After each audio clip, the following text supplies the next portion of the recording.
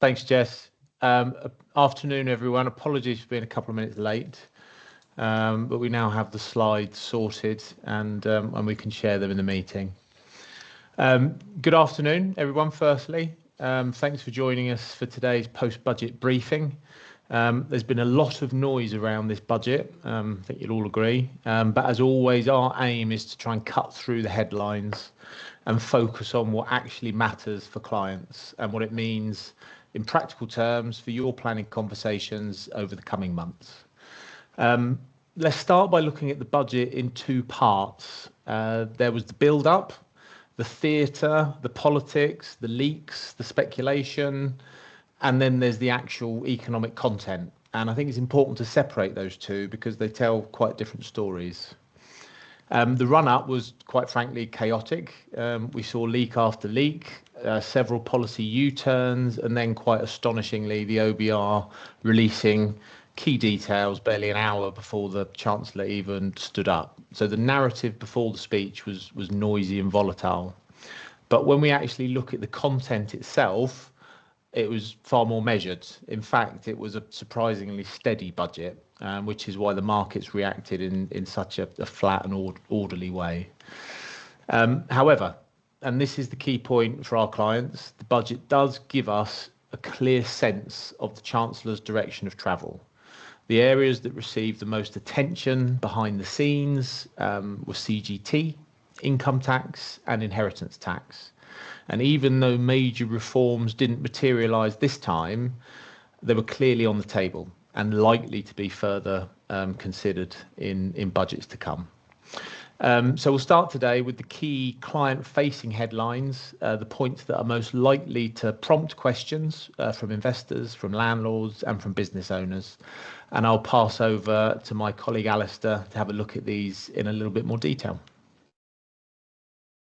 Thanks, Phil. Good afternoon, everyone. For anyone that didn't join our pre-budget webinar, my name's Alistair. I run our tax advisory team here at Acuity. And so let me just start with a quick overview of some of the key measures from the budget. A number of these were well publicised. Others maybe appeared more quietly in the Red Book. This absolutely isn't an exhaustive list. If there's anything specific you're worried about, we're very happy to discuss it separately, but for now, we're just focusing on the points that are likely to matter most to the majority of people joining us today. We've got an extension of the freeze on personal tax and national insurance thresholds. We've also got higher tax rates on investment and other passive income. There has been the introduction of the catchily coined HVCTS, or the high value council tax surcharge. That's easier to refer to as the mansion tax, but depending on where you live, that's certainly not restricted to mansions only. Elsewhere, we're seeing a new cap on national insurance relief for pension salary sacrifice arrangements and a reduction in the cash ISA limit. On the incentive side, as the government cannot simply take from taxpayers, it has to give something back, eligibility has been expanded for EMI schemes and also for companies that make use or can make use of the EIS and VCT schemes, albeit VCT tax relief itself is being reduced or capped for individuals. There's also been a reduction in the capital gains tax relief available when selling to an employee ownership trust. And finally, we now have the kind of much sought after transferability of unused agricultural and business property relief allowances, which is a good step for IHT planning. It simplifies things an awful lot. So we'll break some of these things down a bit further, but this gives a main flavour of the principal themes coming out of the budget. So Phil's going to kick us off now looking at some of the changes aimed at individuals. Thanks, Alistair. So starting with personal finance, a few budget changes here are very much worth flagging. Alistair mentioned cash ISAs. The budget introduced new flexibility, allowing clients to hold multiple cash ISAs within the same tax year, provided they stay within the overall ISA allowance. So this gives clients a little bit more room to shop around, might be better rates with different providers, and they're not tied to that one single provider's performance. Importantly, the cash ISA limit has been reduced. So from the 6th of April 2027, the maximum yearly allowance for cash ISAs is cut from 20,000 to 12, and for savers under 65, and those 65 or over, they remain eligible to continue to contribute that full £20,000 in cash ISAs.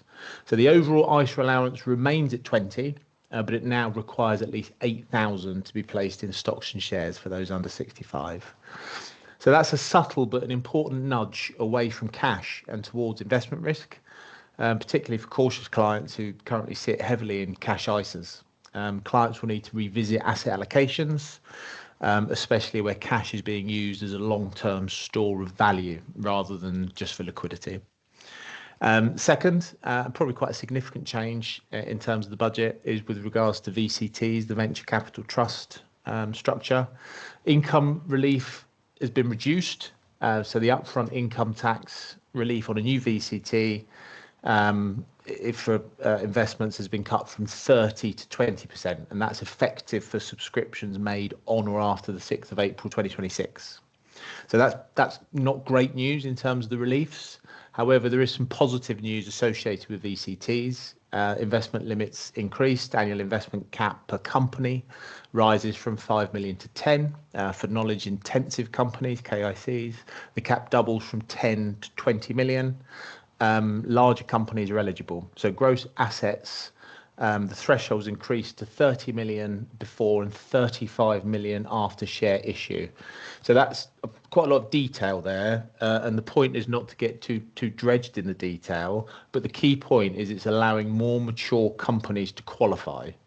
So that's quite an interesting shift change for VCTs, and it could be viewed as a way that the VCT market could be actually de-risked. And VCTs are historically classed and will still continue to be classed as high risk investment, but this legitimately brings down the risk of potential investments in the space.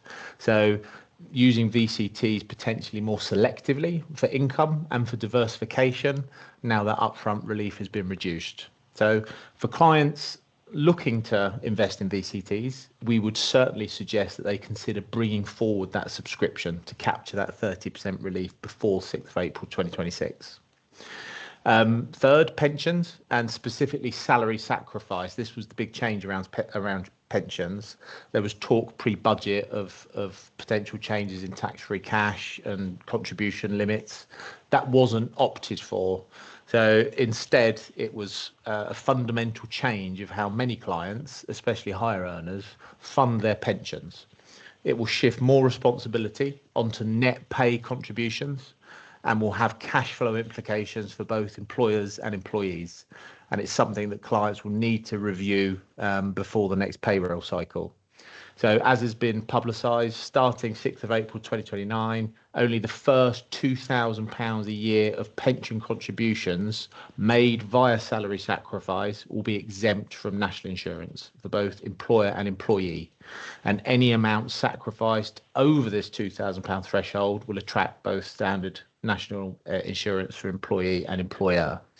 So we're speaking to employers, and they will need to redesign payroll systems. They will need to update their communications and possibly even restructure benefits to maintain competitiveness.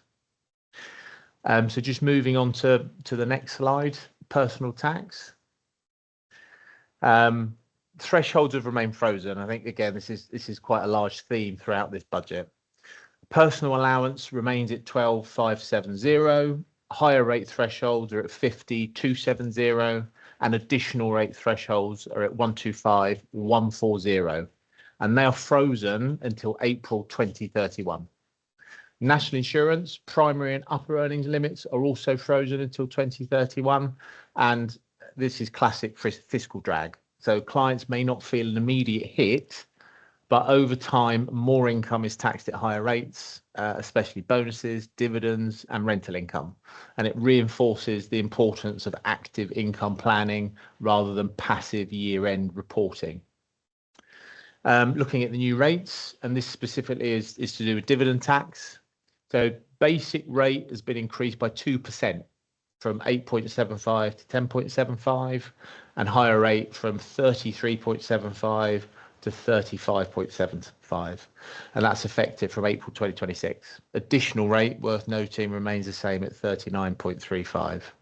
So the reason I kind of talk about the specifics there of it is that while 2% may seem quite small, it actually represents a 23% increase for basic rate tax earners. That 8.75 to 10.75 is significant, and that will have significant impact for individuals relying on dividend income, such as small business owners and retirees. And savings and property income. So both see a 2% increase from April 2027.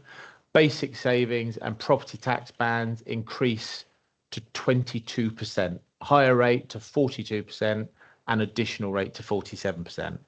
And the cumulative effect here is a steady erosion of post-tax yield.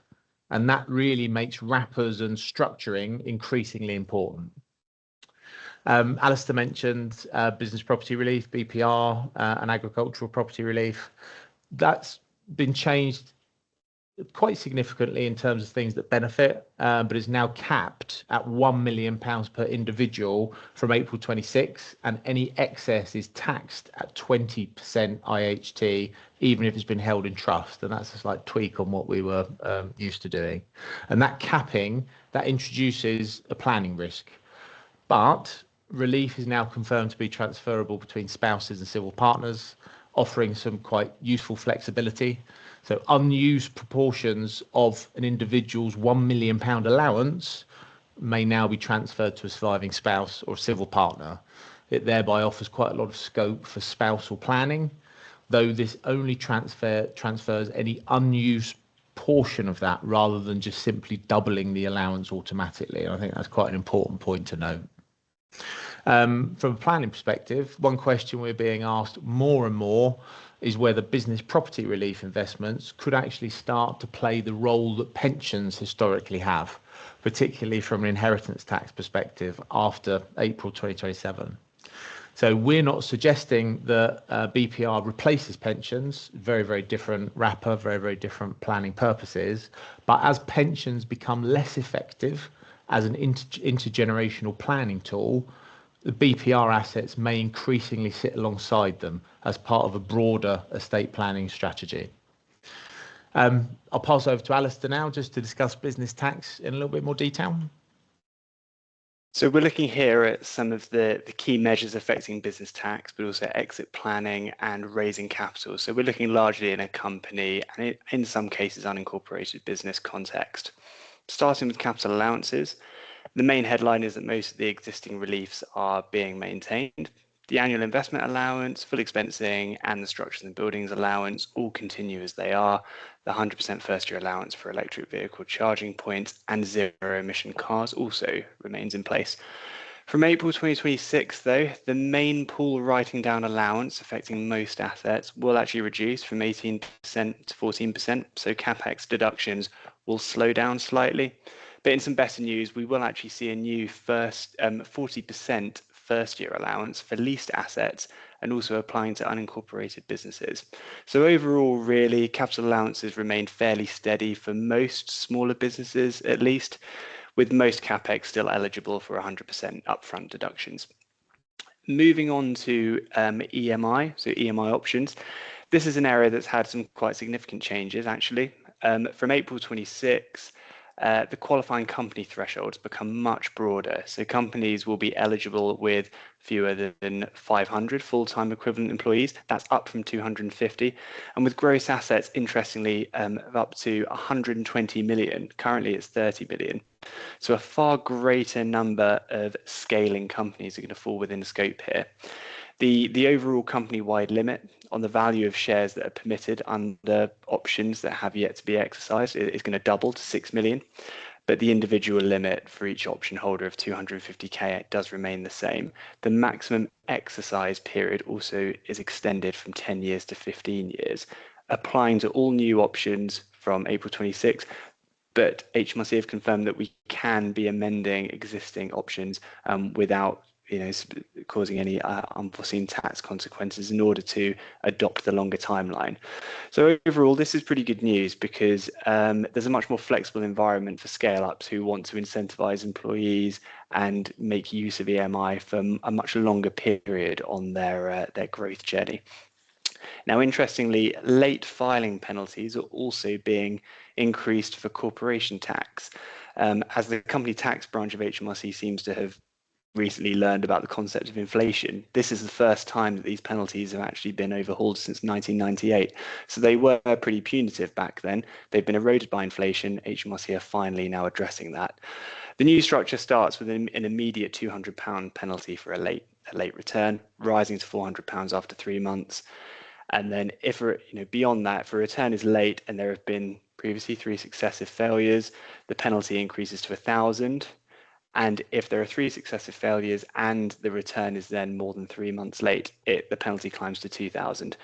So filing deadlines are obviously much more sensitive. With the best one in the world, that shouldn't apply to any Acuity clients, of course, but worth noting. Looking at EIS, the Enterprise Investment Scheme, and VCT, Phil has touched on this already, but from a company context and a founder's context, looking to raise capital, it's worth just exploring. The gross assets limit doubling to 30 million and the annual investment limit doubling to 10 million or 20 million for knowledge-intensive companies is really good news for those looking to raise capital and scale their businesses. Lifetime investment limits are also doubling to 24 million for non-knowledge intensive companies and actually 40 million now for knowledge intensive companies.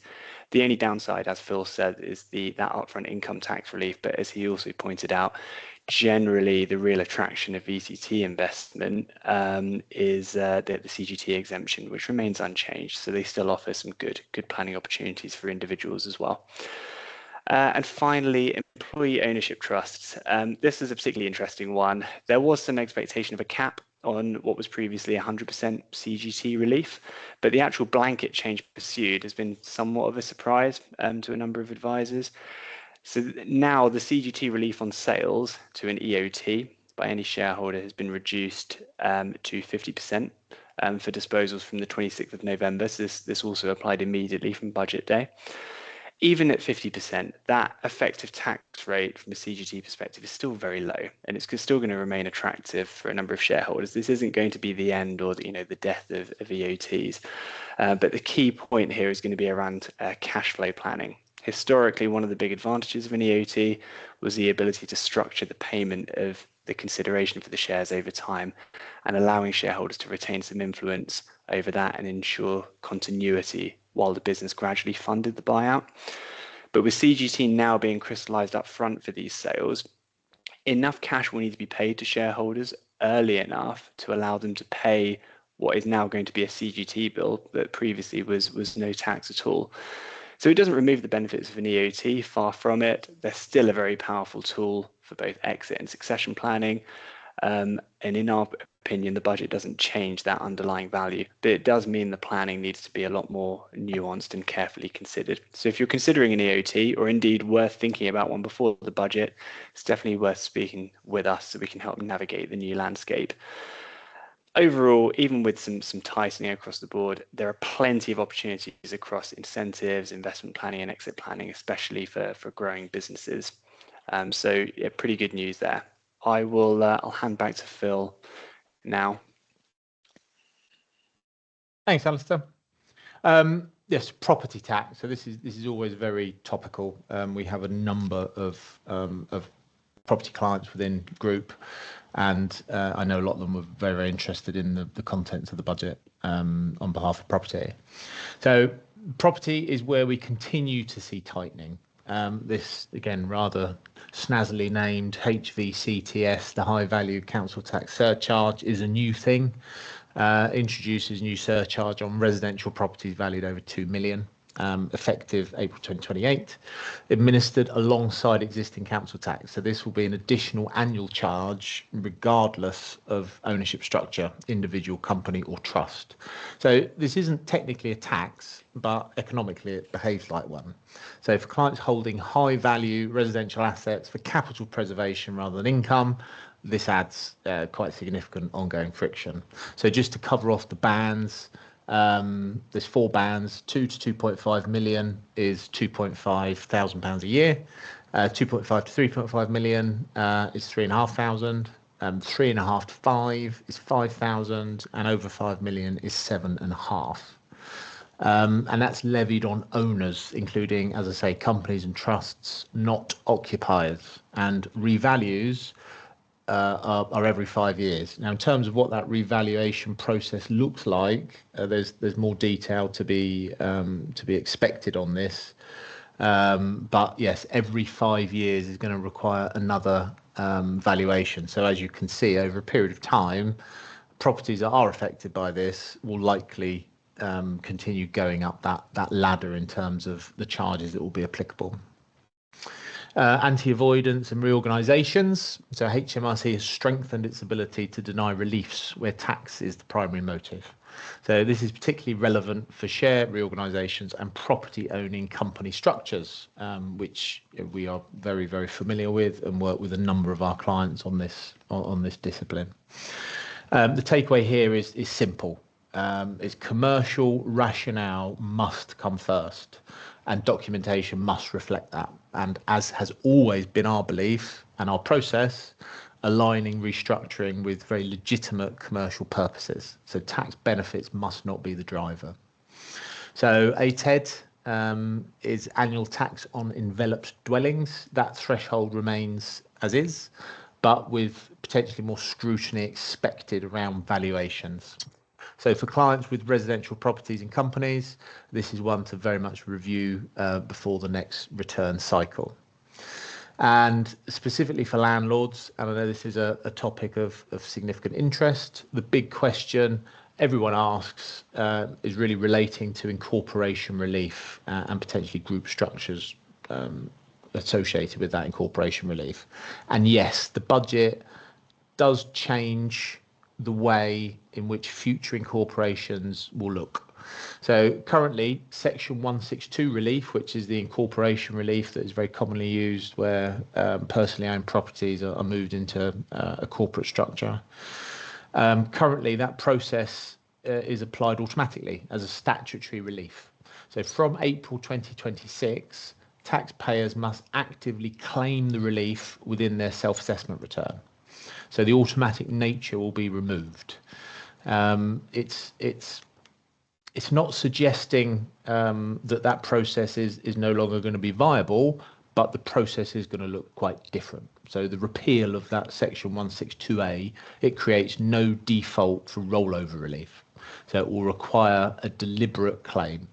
And a misclaim could result in an immediate CGT liability at the point of transfer rather than deferred through incorporation. So for those that haven't done so and have the commercial rationale for doing so, it's very likely that this will create a drive to incorporate before April 2026 when those changes come into force. And as I've said, we do not see April 2026 as the end of incorporation relief. However, it does mark the start of a less certain environment where outcomes will depend far more heavily on evidence, documentation, and the quality of the claim itself. So for many landlords, that uncertainty alone will be enough to accelerate that decision-making process. So with that in mind, we've already resourced our team appropriately to deal with an increased volume of incorporation cases and restructuring work, potentially in the first quarter of next year. And that ensures that where incorporation is commercially viable, it can be implemented in a controlled and well-documented way ahead of that deadline. So as always, the key message is not to incorporate for tax reasons, but where the commercial rationale exists, acting earlier provides greater certainty and reduces the execution risk. I'll pass back to Alistair now just to talk about capital gains tax. Thanks, Phil. So capital gains tax, a real favourite of the media and our client base alike. So let's see what's changed then. Now, after much speculation, the main CGT rates actually remain the same. So although the changes we discussed earlier around employee ownership trusts are notable, generally there hasn't been too much change. So the higher and additional rate gains on residential property and other chargeable assets remains at 24%, and gains within the basic rate band also stay at 18%. For business asset disposal relief, or BADR, the rate is still going to rise as planned to 18% from April next year. So if you have any disposals that would qualify for BADR, it's worth having a conversation with us about perhaps whether it's worth, possible, to execute those sooner rather than later, to take advantage of the current 14% BADR rate up to that £1 million allowance. In terms of non-resident CGT, we've just included that here because generally, the main point is that thankfully it's remained unchanged because it did go through some significant change a few years ago. The main point to note, though, is that the non-resident CGT scope is now extended to protected cell companies. These are fairly common in territories such as Guernsey, Malta, Gibraltar, and elsewhere. They're often used by large groups as captive insurers, so just worth flagging for some of our larger clients. Phil's already spoken about incorporation relief. I don't see a need to really rehash that. Just to reiterate, the message is that most businesses are unaffected. Perhaps there's a little more consideration for landlords, though, so do get in touch with us if you think this might impact you. Finally, for share exchanges and reorganisations or corporate reorganisations, the position's kind of similar to incorporation relief. Transactions that clearly met the criteria before for CGT relief and corporation tax relief and have a demonstrable commercial rationale underpinning them are unaffected by the changes. It's really that latter aspect, the commercial rationale, that has changed. HMRC may now scrutinise some reorganisations a little more closely to determine whether there is clear commercial rationale that overrides the idea that securing a tax advantage is the main benefit of the transaction. As a result, our message is that advanced clearance and a well-documented rationale are now more essential than ever. But in fairness, that was pretty much the case beforehand. So overall, the main takeaway is that the CGT framework is actually broadly quite stable and has remained so.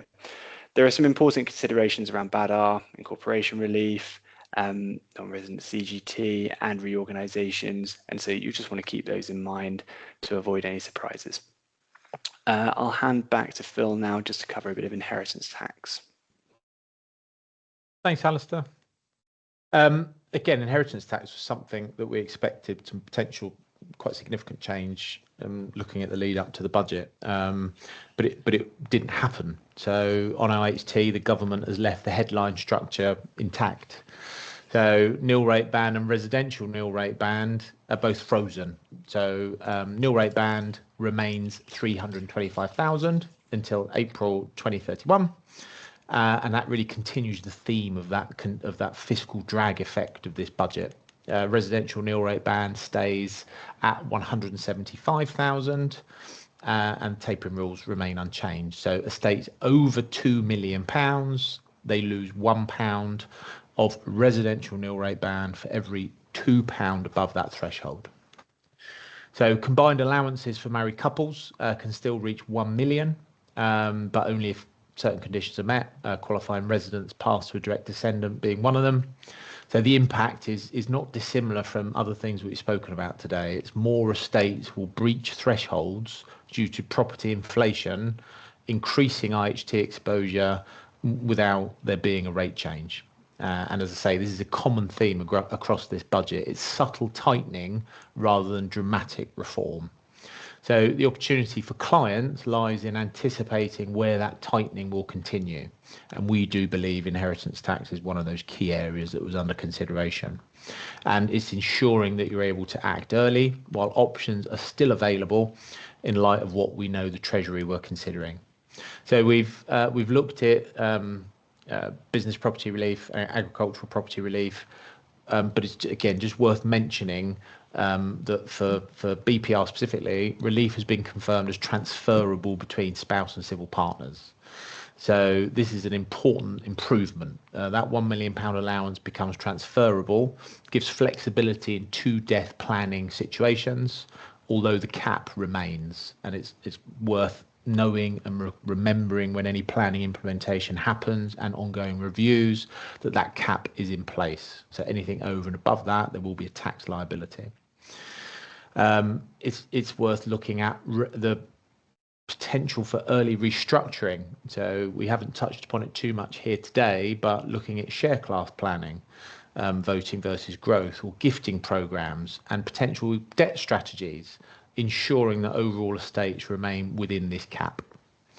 So looking at relevant property trusts, worth just covering off, periodic and exit charges remain, and they're currently 6% every 10 years and up to 6% on exit. But the valuation basis will tighten. HMRC will require enhanced disclosure of underlying assets and liabilities, and anti-avoidance rules have been strengthened to prevent fragmentation of trusts to sidestep this £1 million BPR cap.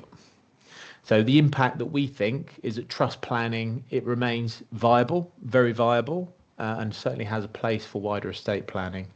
But it needs to be looked at very, very closely. Careful structuring, compliance to avoid unexpected charges.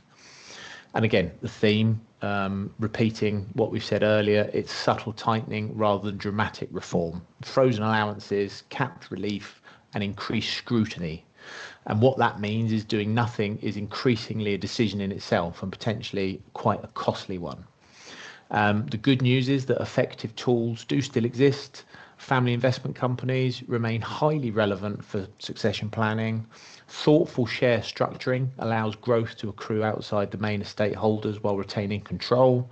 Business property relief will play an increasing role in estate planning and specifically intergenerational planning. So the key to this is timing. We're looking to implement strategies early before values crystallise, so reliefs are fully used. These planning opportunities haven't disappeared, they just need earlier action, better structuring and ongoing reviews. So for clients who are able to plan ahead, the toolkit is still strong, but the margin for error is now starting to narrow.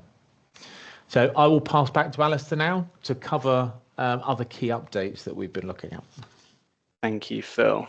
As you know, Phil, I'd ideally like to cover everything in the Red Book. I personally think it's all fascinating, but in the interest of saving hours of everyone's day, I'm going to quickly cover some of the other important changes that don't always get the headlines, but could still matter for a number of businesses. First of all, with the loan charge, that's still going on quite unbelievably. The government's introduced a new settlement opportunity, offering relief for those impacted by the loan charge regime, or scandal, perhaps is a better word. It's worth flagging if you have legacy loans or loan style arrangements under such scrutiny, but we won't drift into that kind of difficult territory anymore here. Business rates, there have actually been some big changes here, in fairness. So from April 2026, permanently lower multipliers are going to apply for eligible retail, hospitality and leisure properties with rateable values that are under 500,000. So that's really good news for that sector. For example, the small business RHL multiplier will be 38.2 pence, and the standard RHL multiplier for 26-27 is going to be 43 pence. So that should reduce the burden for many such smaller operators. At the same time, a high value multiplier will apply to properties with a rateable value of 500k or more, so larger premises will see a different rate. And to smooth the transition, there is a redesigned transitional relief scheme that's going to come in to help cap bill increases for any properties that would otherwise, without that, suddenly see a huge jump in their business rates as a result of the revaluations. On the R&D side, there isn't any major change, thankfully. R&D relief remains intact as is. However, advance assurance, in terms of securing advance assurance, the government is still committed to offering advance assurance for eligible businesses and is encouraging more businesses to pursue that. So it's making it a little bit easier to apply for that. On the indirect tax or the VAT side, which I haven't really touched on too much, standard rate VAT remains unchanged, and the VAT registration and deregistration thresholds at 90k and 88k respectively remain the same. Importantly, though, from a compliance and systems perspective, government plans to make e-invoicing mandatory for all VAT invoices in the future. A roadmap is coming, so it'll be interesting to see what that looks like. But that means businesses should start thinking now about their invoicing workflows and just being, their software and systems readiness as well. There's been a lesser reported change as well affecting private hire and taxi operators. So private hire vehicle operators are going to be excluded from what's called the tour operator margin scheme, or TOMS.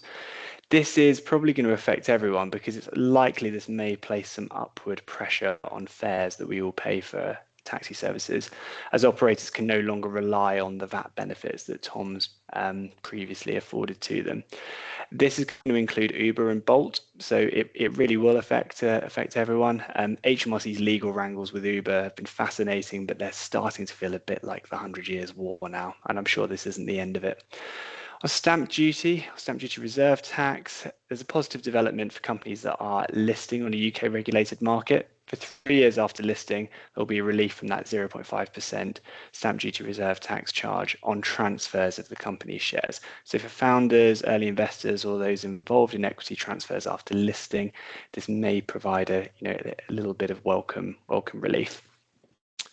Now, finally, I think let's just turn attention to some of the questions we've received in advance of this webinar. So first of all, thank you to everyone who sent these in. It really helps us focus on the issues that matter most to everyone. Broadly speaking, having reviewed the questions, they fall into three main themes. We interestingly did get a number of questions around transferring one's main residence into a company. And how that's done and whether it's sensible. So just unpacking that a little bit, if you leave the property personally owned, so in your own name, and it's your main residence, the residence nil rate band can help relieve inheritance tax upon your death. And when you sell the property, there's not going to be any capital gains tax to pay. So important to note what you'd be giving up if you do transfer the property. Should you choose to transfer the property to a company, stamp duty land tax is going to be triggered on the transfer. Corporation tax is going to be payable by the company when the property is sold. There's not going to be any relief from that. Inheritance tax may still apply as well anyway, potentially, as the initial transfer to the company could be considered a gift with reservation of benefit. And your mortgage provider will at least need to be notified. Rates on your mortgage might happen to increase as well, as is often the case for property held in a company. So whilst it's possible, and there could be some non-tax reasons for pursuing it, it does carry significant tax and practical implications. It's not really something that we'd recommend readily. Secondly, we've had some questions around transferring property to descendants. This is more around investment property as part of sort of inheritance tax planning. The key points to note around that are, if the property does happen to be your main residence and you continue living there, you do need to be wary of the gift with reservation of benefit rules, which would mean most likely that if you're not fulfilling certain criteria, including kind of paying rent to whoever you've passed the property on to, should you continue to live there, property is going to remain part of your estate anyway, but you're going to have the other unwanted tax consequences regardless of that. Otherwise, notwithstanding that, if you survive 7 years, the property does indeed fall outside of your estate, but the risks around the gift with reservation of benefit rules can't really be overstated there and are often misunderstood. If the property is not your main residence, CGT is going to be payable when you transfer it based on the market value, and stamp duty land tax as well will be payable by the recipient. So just worth noting. But IHT wise, it's a little bit cleaner and you can get it outside of your estate, but that's kind of those upfront tax charges are the kind of pay to play considerations around that. So it needs to be weighed up. The quantum of those taxes versus the IHT saving will determine whether or not it's viable to do. Thirdly, we had similar questions come up around transferring shares in companies. And this could be trading company shares or property company shares. So rather than transferring property itself, transferring the shares in the company that owns the property, or otherwise in shares in a trading company. So assuming that you do transfer the shares, if you survive 7 years after that, the shares do fall outside of your estate for IHT purposes. However, practically speaking, you need to consider the ongoing control of the company and asset protection as well. What happens in the event, for example, of bankruptcy or divorce of the recipients of the shares? If the shares are in a trading company, there's no CGT that should arise on the transfer of the shares. But if the shares are in a property company, CGT is going to be triggered. So again, that upfront tax charge needs to be weighed up against the IHT savings further down the line. In some situations, it's likely that either or a combination of a family investment company or a trust may be more appropriate. We're expecting a significant growth in demand for these and application of these next year is something that we're gearing up our resourcing for and planning for. These can offer both inheritance tax shielding and additional asset protection. So if this may be relevant to you, it's definitely worth reaching out and speaking to us. Overall, the theme of the questions kind of highlight, I think, the main themes of the budget. Estate and succession planning is front and center of everyone's minds, but again, it's really fact specific, and each case needs to be weighed up on its own merits. There are often a number of ways to achieve your kind of estate and succession planning goals, but careful planning is going to be essential to avoid any unexpected upfront tax liabilities and also kind of unwittingly missing out on the intended IHT benefits. So again, the message is just get in touch, because we do need to assess everything on a case-by-case basis. This isn't a one-size-fits-all, even if you're doing something like a family investment company. So Phil, do you want to just round everything up for us? I've just seen a question there in the chat. Civil partner has no children, but I do. Would this affect the inheritance tax rule? So I'm presuming that question is with regards to residential nil rate band. The residential nil rate band is the additional bit above the nil rate band, which takes someone's inheritance tax-free estate amount up to £500,000. So in that instance, because your civil partner has no children, they would not have an automatic right to receiving the residential nil rate band, because it's to do with direct descendants.